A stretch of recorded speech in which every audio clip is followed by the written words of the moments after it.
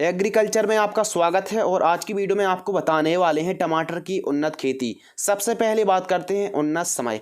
बरसात के लिए आप मई जून जुलाई पर लगा सकते हैं। इसके अलावा गर्मियों के लिए आप दिसंबर और जनवरी का मौसम ठीक रहता है।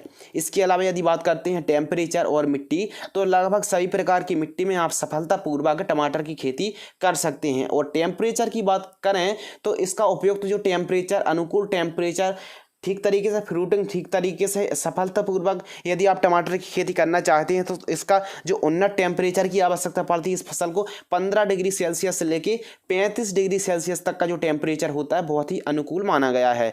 बात करते हैं खेत तैयार, तो खेत तैयार करते समय आप प्लाव से ठीक तरीके से प्लाव को चलवाइए और अच्छे तरीके से खेत को समतल करा के बेड बनवा लीजिए। इसके अलावा बात करते हैं मल्चिंग पेपर, तो टमाटर की जो फसल है वेजिटेबल है, तो इस पर आप 25 माइक्रोन का मल्चिंग पेपर लगाइए। टमाटर की फसल पर यदि ड्रिप इरिगेशन की बात करते हैं तो ड्रिप इरिगेशन इनलाइंस आप 16 mm ड्रिप इस्तेमाल करें। किसान भाइयों, यदि बेसल डोज के बारे में बात करते हैं, जब हम बेड तैयार करते हैं तो उस समय आप 1 बोरी DAP, 1 बोरी SSP, इसके अलावा 30 किलोग्राम आप पोटास और 10 किलोग्राम आप रीजेंट GR को, इन खादों को मिक्स करके आप बेसल डोज दे सकते हैं। सबसे पहले बात करते हैं उन्नत वेराइटी के बारे में। तो मध्य प्रदेश के हिसाब से हम बता रहे हैं, आपके एरिया में जो बढ़िया वेराइटी हो आप उसी का चयन कर सकते हैं।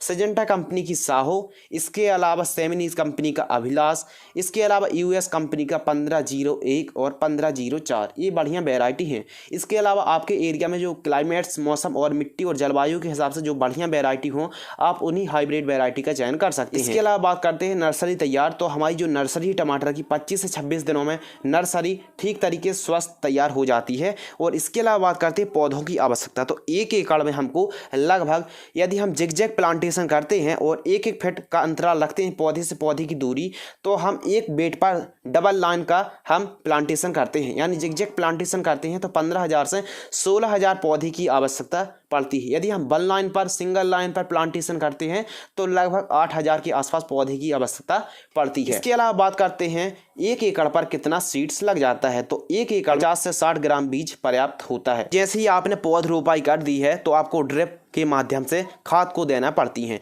जैसे ही आपकी पौध रोपाई से फसल लगभग 10 से 12वें दिन की होती है तो आप फ्लावरिंग स्टेज तक, यानी पौध रोपाई से फ्लावरिंग स्टेज तक NPK 19-19-19 घुलनशील खाद और 1 किलोग्राम यूरिया, 1 किलोग्राम 19-19-19 खाद को, इन दोनों को मिक्स करके आप हर दूसरे दिन ड्रिप के माध्यम से 1 एकड़ पर छोड़ते रहिए। इसके अलावा आप बीच बीच में माइक्रो न्यूट्रिएंट्स भी, फर्टिलाइजर्स भी दे सकते हैं। इसके अलावा जैसे ही हमारी फसल फ्लावरिंग आना स्टार्ट हो जाते हैं तो उसी के साथ हम यूरिया 1 किलोग्राम, 1 किलोग्राम 19-19 और 1 किलोग्राम 17-44-00 NPK घुलनशील खाद को चलाना चाहिए। किसान भाई, इसके अलावा बात करते हैं, यदि हमारी फसल ग्रोथ नहीं हो रही है तो हम बायोबीटा और ह्यूमिक एसिड को स्प्रे कर सकते हैं। हमारी टमाटर की फसल पर यदि फूल फल कम आ रहे हैं तो हम टॉनिक का स्प्रे कर सकते हैं, जैसे सिजेंटा कंपनी की ईसाबियन टॉनिक, या फिर टाटा रैलीज की बहार टॉनिक, या फिर फेंटाक प्लस जैसे टॉनिक को आप स्प्रे कर सकते हैं। फिलहाल आज की वीडियो में बस इतना ही। धन्यवाद।